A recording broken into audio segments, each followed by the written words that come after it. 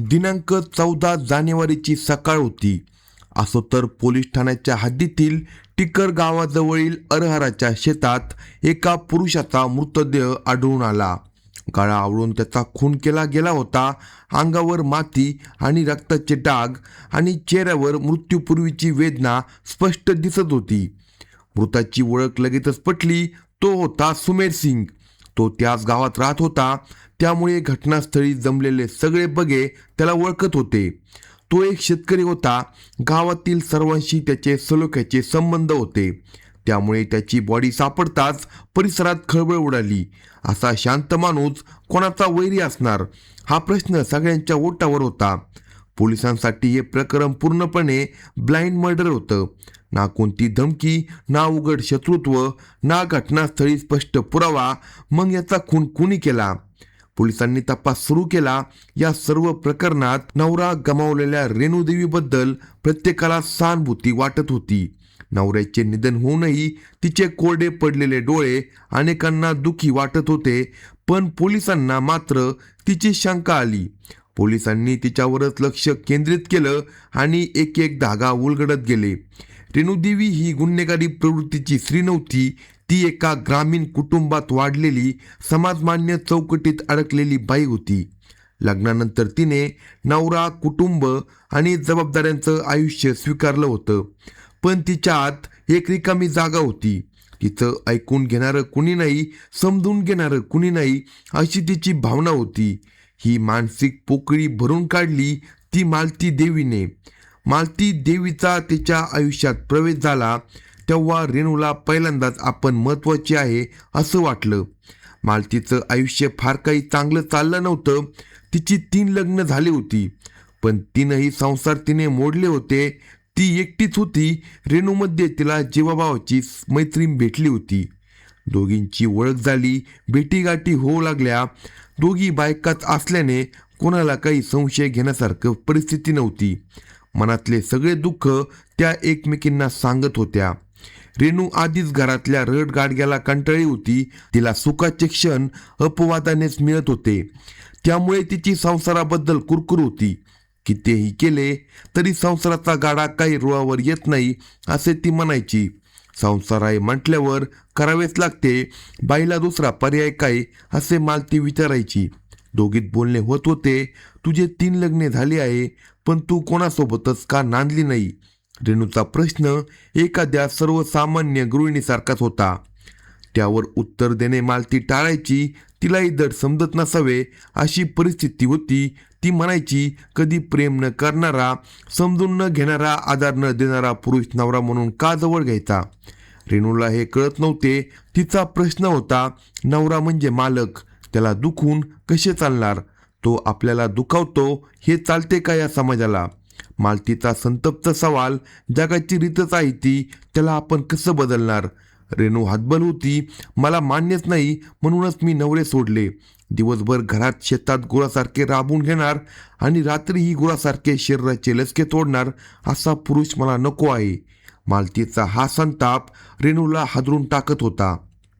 मालती म्हणायची, एक बाई दुसऱ्या बाईला समजून घेऊ शकते हे मात्र रेणूला पटत होते. तिलाही मालतीचा आधार वाटत होता. दोघातील मैत्री इतकी वाढत गेली की एकमेकाला एकमेकींशिवाय करमेनेसे झाले. एकांतात मालती रेणूचा हात हातात घेऊन बोलत बसायची. कधी कधी तिच्या अंगावरून हात फिरवत असायची.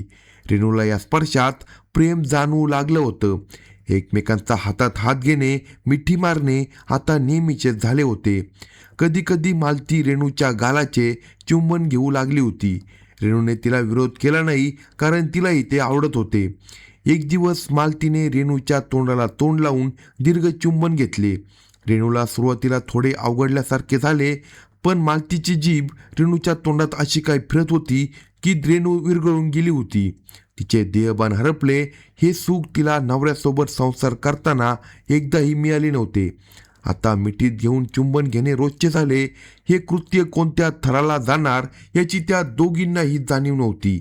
3 पुरुषांबरोबर संसार करून न मिळालेले सुख मालतीला रेणूच्या मिठीत मिळत होते, तर रेणूलाही नवऱ्यापेक्षा मालतीच्या मिठीत स्वर्गसुखाचा अनुभव येत होता. ही जगावेगळी कामक्रीडेची तरा होती. समाजात निषिद्ध मानले जात असले तरी या समलिंगी संबंधात दोघीजणी चांगल्याच गुरफटून गेल्या होत्या. आता त्या दोघींमध्ये शारीरिक जवळीक होत चालली होती. मालतीचे हात रेणूच्या वक्षस्थळावरून फिरू लागले की रेणू उत्तेजित होत होती. मालतीने तिच्यावर ताबा घ्यावा असे तिला वाटू लागे.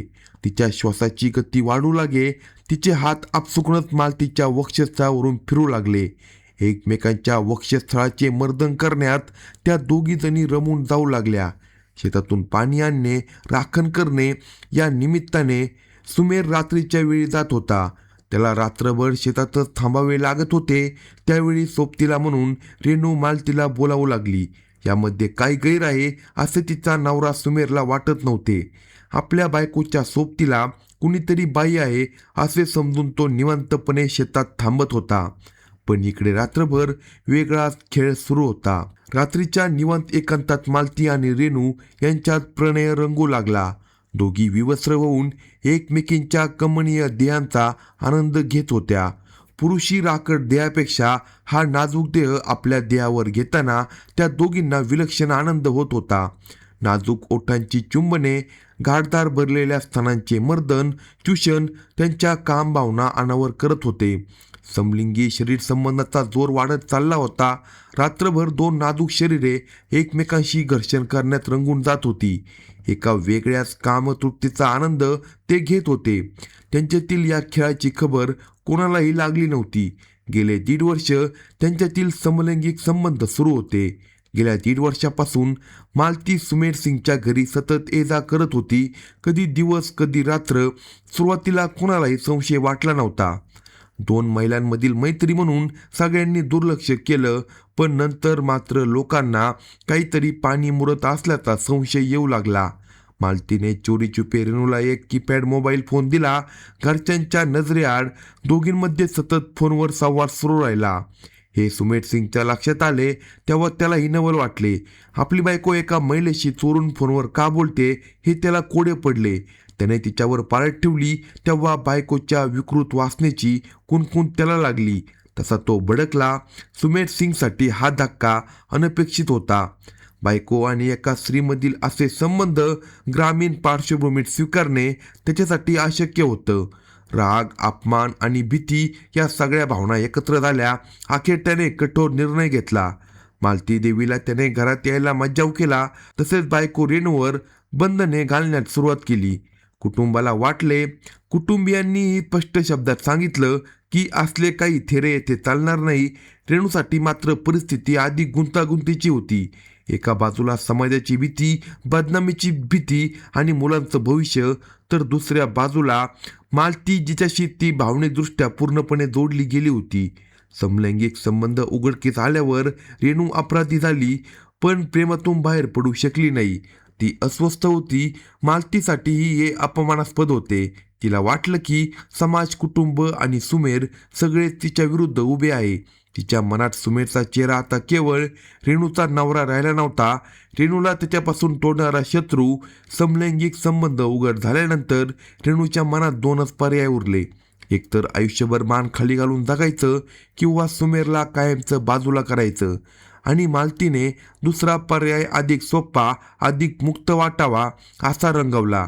आता सगळ्यांना माहीत झालंय तो जिवंत असेपर्यंत आपण कधी मोकळे नाही, आपण सुखी नाही होऊ शकणार.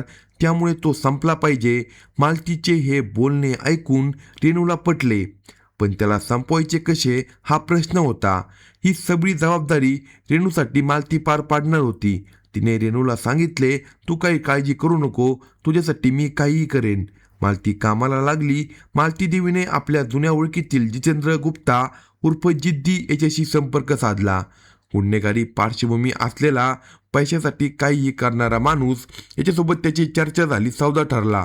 सुमेर सिंगच्या हत्येसाठी 60,000 रुपयांची सुपारी देण्याचं ठरलं. हत्या होण्याआधीच पहिला हप्ता देण्यात आला.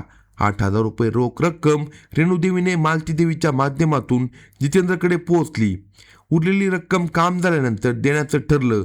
आता फक्त योग्य संधीची वाट पाहायची होती. त्या दिवशी सुमेर सिंग नेहमीप्रमाणे घराबाहेर पडला. त्याला कल्पना नव्हती की मृत्यू सावलीसारखा त्याच्याच मागे आहे. अरहराच्या शेताजवळ आदित्य जितेंद्र, त्याचा साथी राजू सोनकर आणि रामप्रकाश दाबा धरून बसले होते. सुमेर तिथे पोहोचताच मारेकऱ्यांनी त्याच्यावर झडप घालण्यात आली. त्यांच्यात झटापट सुरू झाली, पण 3 गुन्हेगार आणि एका शेतकऱ्यांच्या मुकाबल्यात शेतकरी कमी पडणार होता हे सांगण्याची गरज नव्हती. त्या तिघांनी त्याला ठार मारण्याची पूर्ण तयारी केली होती. दोघांनी त्याला दाबून धरले तर एकाने त्याचा दोरीने गळा आवळला. त्याचा श्वास गुदमरू लागला. प्रतिकाराची ताकद संपली. त्याची हालचाल मंदावली. तसे एकाने त्याचा चाकूने गळा चिरला. काही क्षणातच तो निश्चित पडला. हत्या करून आरोपींनी मृतदेह शेतात फेकून दिला आणि अंधाराचा फायदा घेत ते फरार झाले. दुसऱ्या दिवशी सकाळी हा मृतदेह सापडला आणि गाव हादरूनच गेलं. पोलिसांनी तांत्रिक पुरावे, कॉल डिटेल आणि चौकशी यांच्या आधारे एक धागा जोडत अखेर सत्य उघड केलं. रेणूदेवी, मालती देवी आणि राजू सोनकर यांना अटक करण्यात आलं. पोलिसांनी आरोपींकडून 3 मोबाईल फोन, हत्या करताना वापरलेली दोरी आणि चाकू जप्त केला आहे. मुख्य आरोपी जितेंद्र गुप्ता उर्फ जिद्दी आणि रामप्रकाश अजून फरार असून त्यांच्या अटकेसाठी विशेष पथक तैनात करण्यात आले आहे. SP अनुप सिंग यांनी पत्रकार परिषदेत स्पष्ट केलं की हा खून केवळ वैवाहिक वादातून नाही तर अनैतिक समलिंगी संबंधामुळे निर्माण झालेल्या वादातून झाला आहे. या प्रकरणाचा अधिक तपास सुरू आहे. अशाच नवनवीन क्राईम स्टोरी ऐकण्यासाठी कलम 302 या मराठी चॅनलला लगेच सबस्क्राईब करा आणि आपल्या प्रतिक्रिया कमेंट बॉक्समध्ये कळवा.